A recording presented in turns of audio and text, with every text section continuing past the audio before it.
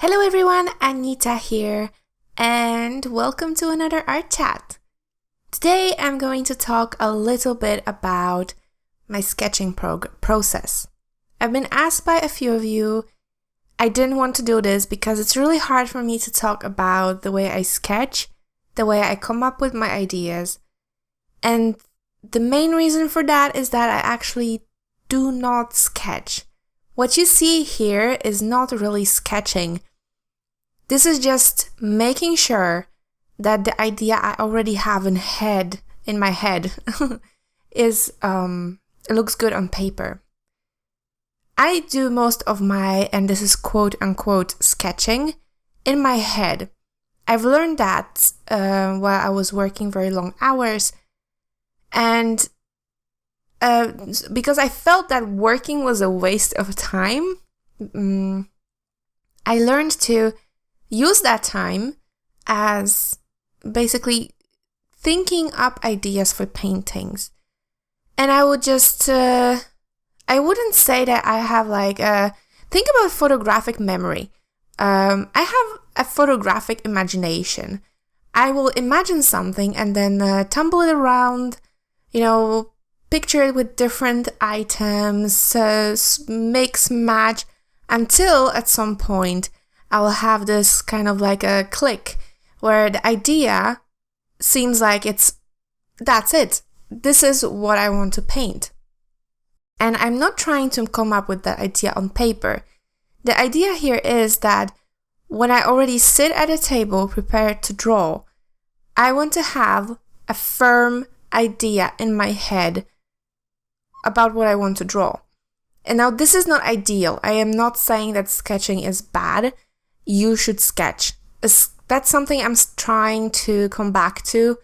And the reason I'm not sketching came up from the way I was working, from just my way of living.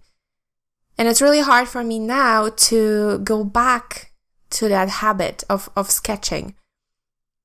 Because while you're sketching and while you're trying different things, you'll learn more about yourself, you're practicing your skills. There's a lot of very, very good things that sketching is giving you. But nowadays I have more time for that. Nowadays I can actually invest that time. Let's put it this way. But before, I didn't have that much time for drawing. So I was using the time I had the best I could. And so instead of sitting at the table and, trying different things, sketching this, sketching that, trying to come up with any kind of idea. Instead of doing that, I wanted to have a very firm concept. I want to just put that thing on the paper just to make sure it works. And back in the day, the very first things, that was the only thing I did. I did one idea, it looked like I had just one idea, but I actually went through a lot, hundreds, if not thousands of different versions of that same idea, but in my head. And it's really hard for me to explain, and it might seem really weird, but this is how my mind works. I tend to see things in I see the object in my head. I can imagine it clearly. I can turn it around in my head. I can just, it's like as if I had it in front of me. That's the way I can imagine it in my head. And that's how I come up with my ideas for pictures. So for example, if I go for a walk, I will think something that will trigger my imagination. So I will see let's say a leaf. I will see a leaf. And immediately my brain will start to think, what can I use? What can I draw with that leaf? What would be the best setting to have that leaf be, to be interesting? What is the different, a contrasting item I could use, to make it look interesting? That's immediately, and it can be anything. It can be a car ride, it can be cleaning, any kind of boring action that I will be taking, that I can't have a sketchbook with me at that point, because maybe you could have a sketchbook in the car, but I'm car sick a lot, so I can't. And so in this case, for example, this is the Daenerys picture from last week. That's why I didn't want to, this was supposed to be an art chart from last week, but I figured this would kind of take away from the surprise. I wanted still the picture to be surprising. So that's why I'm doing it now. So this is last week's challenge picture. Also, I would like to point out, I'm sorry for that the screen might be a little bit weird. I don't know why, but the footage, even though I had very good light, it just recorded extremely dark and blue. I don't know how that happened, so this is the best I could do with it. I do not have that good editing skills yet, so excuse me for that. I apologize. But coming back to the idea, when I heard the grandmother, immediately, actually that's a lie, not immediately. I've recently got a commission request from someone who wanted to have one of the options for me to draw was Daenerys. And immediately when I saw the Daenerys, I heard Mother of Dragons, and immediately my brain, which was kind of like while I was working, which was also thinking constantly about an idea for the 52-week challenge, picked it up, and immediately I thought Grandmother of Dragons. That was the idea, and I thought it clicked. I heard that clicking noise, and I thought, okay, this is what I want to draw. It was a perfect idea. It was something different. I could paint an older person, which is really what I wanted to do because I don't get to do that a lot, and I feel that I'm lacking in that department. I wanted to do that. This was also a topic that was really popular at the time, so from the YouTube point of view, as a video, very attractive. It was a very good idea. And also interesting enough for me personally to draw. I felt attracted to it. So everything together was perfect. And so immediately my brain started working, what was the best way to introduce, to exploit that idea of the Grandmother of Dragons. And I was thinking, in my pictures, I'm always trying to have some kind of activity going on. So there's not only like a girl in a pose, or I want them to do something.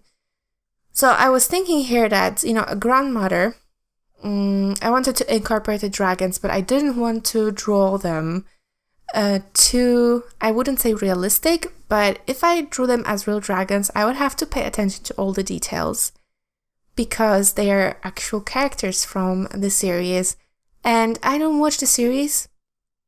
And even with reference, I wouldn't care less how they look like, but I am showing it to others, and because I'm trying to reproduce, I suppose, Daenerys, I want this to be Daenerys, so I have to kind of keep the design that was in the show because it's the one that's the most recognizable. She still turned out she looks like Elsa in the end. It's like Elsa and Daenerys, for me, they are one now. It's a Grandma Elsa / Daenerys, but that's me rambling, okay, sorry. So I had to keep the design, but I didn't want to make really realistic dragons because that's just too much. So I was trying to think about something, how I could simplify that dragon idea. And the first thing that came into my mind was some kind of a toy. Actually, the first thing was a figurine. I was thinking about a figurine. But then I thought, it would be much cuter to have a toy. And immediately after that, I thought maybe she would be sewing the toys. But that didn't really lay well with me because I was trying to go for a really simple picture. This would be too overly complicated. I'm really trying to be very simple with the challenge pictures recently because it takes a while to make them so small. So I didn't want to have the whole sewing table. Even sewing by hand required just there would be too much going on and too small. The paper would be too small for that kind of activity. So the next thing that my mind popped to was knitting. And again, it clicked. I was like, okay, that's really cool. It requires only the hands to be in a certain position. It doesn't have to be very detailed because it's just 2 needles. And then from there, I went to, okay, maybe she is knitting the dragons, and I could make like balls of yarn laying here and there, maybe a basket with the elements. Now the basket didn't get to the last idea, but the balls of yarn did. And as you can see here, I wanted her actually to be humming, to actually have her sing. This did not go to the last idea either because of the very busy background, but I wanted her to be humming, you know, just knitting peacefully, and then the dragons kind of, I wanted them to be initially a little bit bigger, but I figured, you know, the smaller is cuter and also less work for me to do, so I went for the smaller ones. And it was actually really hard to draw these dragons because, you know, how do you make them look like dragons? Especially that I don't watch the show, and I didn't want to have them, like, it's really hard to make a dragon plush, and I would know because I actually have a toothless plush. They don't have the best shape ever. So I just decided to go with the very basic body, like a teddy bear would have, anything. And then I just tried to work on the faces so that they would at least have some of those dragon features. I imagined, you know, if you would be knitting it, a basic knitting plush toy would look like that. So it kind of made sense to me. So that's why I added a beak to the face, just to like make them look a little bit longer, a little bit more dragon-like. And I was actually imagining how I would make that toy so that it was believable. So if it was possible, I don't knit. I suck at knitting, but I am pretty good at crocheting, so I would be able to make a toy like that without a problem. That was my point. And so I didn't use reference for any of the things except for the dragons and her dress. The dress, because this picture is so easy, there's just an armchair. Because I drew armchairs before, I could imagine how to draw this armchair without a problem. The only thing was I wanted it to kind of indicate that it was, you know, from the Game of Thrones. And I tried to make that shape, the bottom shape, where the arm rests are. There was this one chair I saw when I googled Daenerys, and she was sitting in that armchair with a similar shape of those, the armrests, and that's what I wanted to incorporate. And it didn't really appear that way in the end. I mean, it was just mostly for me, but I really wanted to do that. And it was the same with the dress. I didn't use one reference for the dress, and the same for the hair. I just looked overall what kind of clothes she wore, what color she used, what style I suppose she would, like, kind of trying to imagine how would that evolve in many years. I mean, she's wearing a lot of very revealing clothes, so I imagined, that's why I left her shoulders open, because I imagined that, you know, she would still want a little bit of a sexy clothes. And when I was looking at clothes from other female characters, the older ones as well, you know, they still have that little bit of sexiness left. So that's what I was thinking. And there is nothing more to that. I mean, I've been asked a few times to show my sketchbook, but I really don't sketch. I just do these kind of little final sketches. There are no trials, there are no several versions of one picture. There's just this one final picture, which I do like this. I make a shape and I'm just refining it by using an eraser. So that's pretty much all I can show you guys.